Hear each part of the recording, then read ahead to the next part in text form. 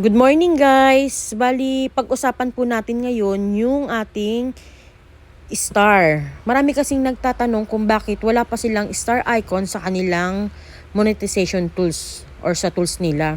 Katulad po nitong sa akin, punta po rito tayo dito sa View Tools. Yan. Hintayin lang natin. Medyo mabagal yung aking net. Refresh ko lang.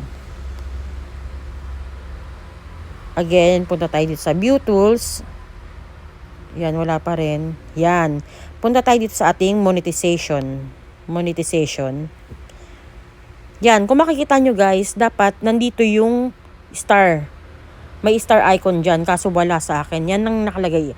Ads on Reels, bonuses, live ads, in-stream ads, subscription. Yan lang yung nakalagay. Ngayon, punta naman tayo dito. Dapat, dito sa ibabaw to. Sa next step, itong level 3, progress, open natin yan. Kung makikita nyo, level 3, finish this level to start earning money with stars. If you're eligible and keep growing your page.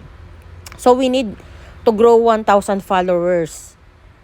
Bali, 1,000 followers at dapat ang ating page or ang ating profile account ay 2 months na, 2 months old na, bago tayo magkaroon ng star icon sa ating tools.